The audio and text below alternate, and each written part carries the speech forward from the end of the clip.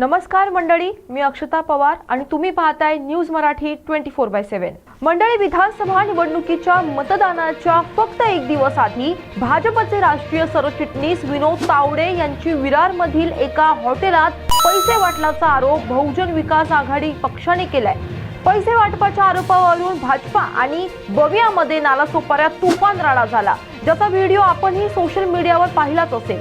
2024 ची विधानसभा निवडणूक ही महाराष्ट्राच्या इतिहासातली महायुती सरकारच्या विविध योजना असो किंवा उमेदवारांवर होणारे हल्ले, दगडफेक, महाराष्ट्रात सध्याची राजकीय सामाजिक परिस्थिती ही विस्कळीत होत चालली आहे। निवडणूक आयोगाने निवडणुकीच्या तारखा जाहीर केल्यानंतर आदर्श आचारसंहिता अस्तित्वात येते। निवडणुका पारदर्शक आणि निष्पक्ष पार पडाव्यात यासाठी ही आदर्श आचारसंहिता असते। उमेदवाराच्या निवडणूक खर्चापासून ते प्रचार रॅली, मिरवणूक, प्रचार सभा, झेंडे, बॅनर लावण्यासाठी नियमावली असते। यातील एकाही गोष्टीचं उल्लंघन झाल्यास ते आचारसंहितेचं उल्लंघन मानलं जातं। निवडणूक ही लोकसभेची असो किंवा विधानसभेची, एक आरोप सर्रास लावला जातो, तो म्हणजे पैसा वाटपाचा। महाराष्ट्रात या विधानसभा निवडणुकीदरम्यान वेगवेगळ्या ठिकाणी मोठ्या प्रमाणात रोकड पकडण्यात आली।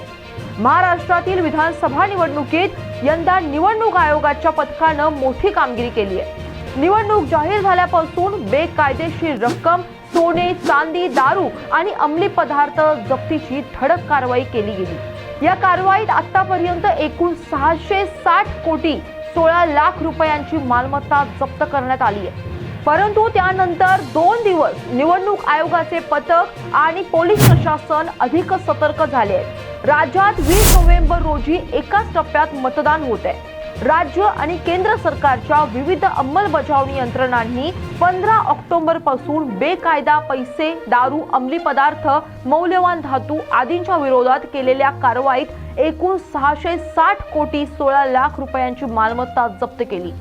राज्यात आचारसंहितेची प्रभावी अंमलबजावणी सुरू आहे। सोमवारी नाशिकच्या एका नामांकित हॉटेलमध्ये कोट्यवधी रुपये सापडले।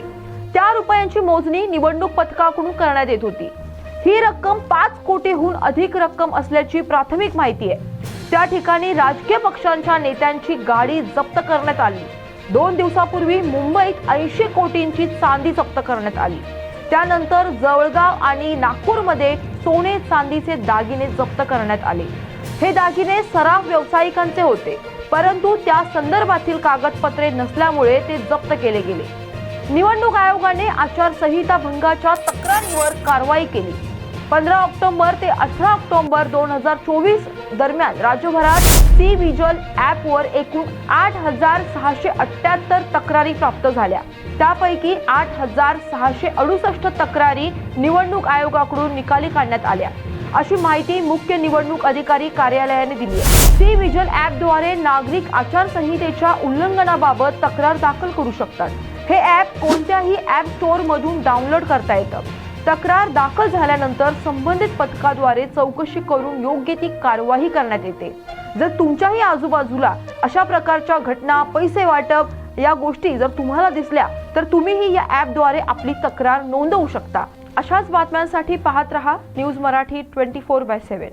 नवा भारत, नवा विचार।